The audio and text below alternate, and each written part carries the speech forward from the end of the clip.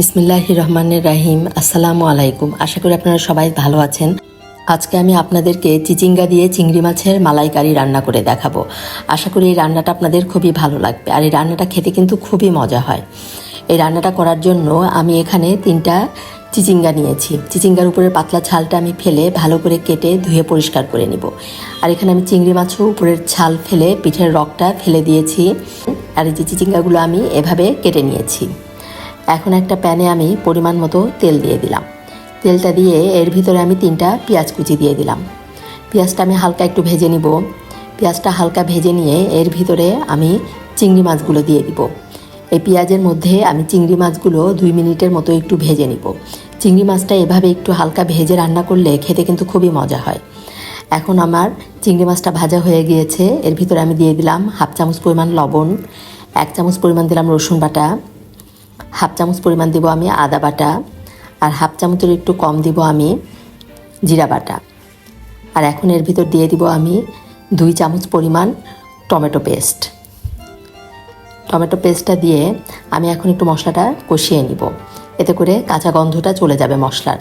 এখন মশলাটা আমি কষিয়ে নিয়ে এর ভিতরে আমি দিয়ে দিব 1/2 চামচ পরিমাণ হলুদের গুঁড়া, 1 চামচ পরিমাণ দিব আমি লাল মরিচের গুঁড়া। ঝালটা আপনারা আপনাদের পছন্দ মতো দিবেন।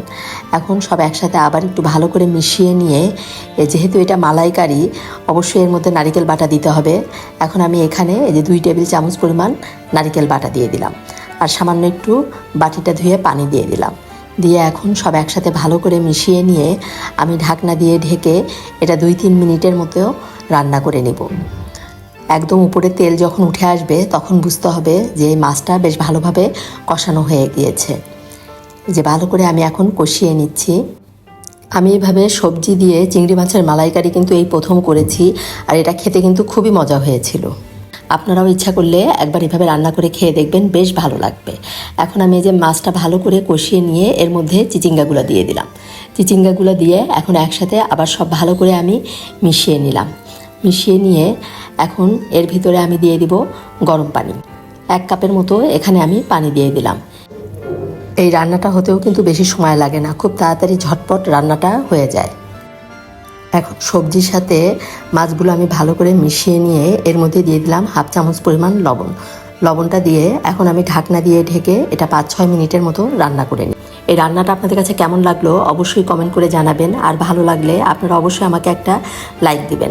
আর যারা এখনও আমার চ্যানেলটি সাবস্ক্রাইব করেননি, আমার রান্না যদি ভালো লাগে আমার চ্যানেলটি সাবস্ক্রাইব করে আমার পাশে থাকবেন। এখন আমি এর ভিতরে 4টা কাঁচামরিচ ফালি দিয়ে দিলাম, দিয়ে ঢাকনা দিয়ে ঢেকে আরও 2-3 মিনিটের মতো এই যে রান্না করে নিলাম। এখন আমি চুলাটা অফ করে দিব। হয়ে গেল আমার চিচিঙ্গা দিয়ে চিংড়ি মাছের মালাইকারি রান্না। এটা দেখতে যেমন লোভনীয় হয়েছে, খেতেও কিন্তু খুবই মজা হয়েছিল। আপনারা অবশ্যই একবার এভাবে রান্না করে খাবেন, ইনশাল্লাহ ভালো লাগবে। ধন্যবাদ সবাইকে, সবাই ভালো থাকবেন। আল্লাহ হাফেজ।